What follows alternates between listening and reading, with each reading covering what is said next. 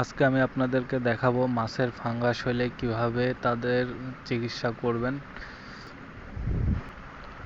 প্রথমে একটা কিছুর মধ্যে পুরাতন পানি নেবেন, 4-5 দিন পুরাতন।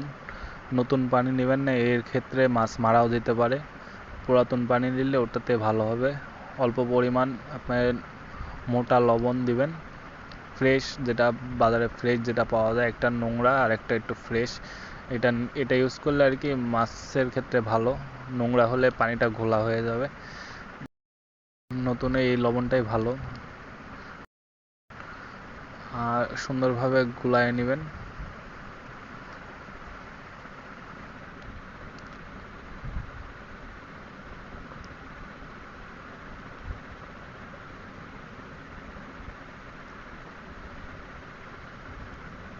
গুলানো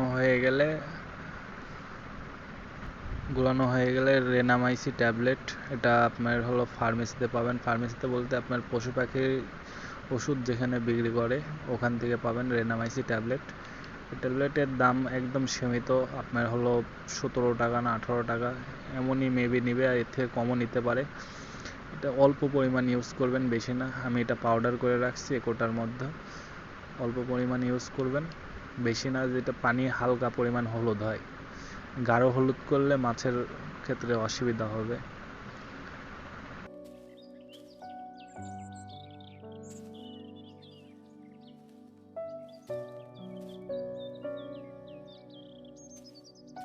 এরপরের কাজটা হলো একটু রোদে রাখা লাগবে।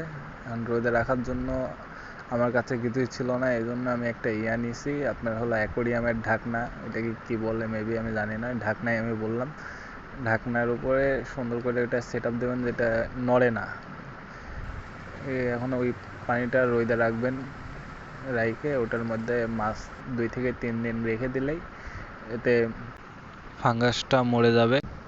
হাত থেকে মাছটা নিচে পড়ে গেছে মাটিতে, আর মাছটাকে খুঁজে পাচ্ছি না, দেখি কোথায় আছে। এই যে মাছটা পেলাম, তো সুন্দরভাবে এটাকে আবার মাটি লেগে গেছিল গায়ে, এই জন্য মাটিগুলো ধুয়ে নিচ্ছি। সাবধানের সহিত ধোয়া লাগবে, এটা যেহেতু এটা কাপড় না, এটা একটা জীবিত মাছ। অনেকদিন পরে ভিডিও দিলাম, আবার এবার চেষ্টা করব রেগুলার ভিডিও দেওয়ার জন্য। আজকে এই পর্যন্তই, আবার দেখা হবে কালকে।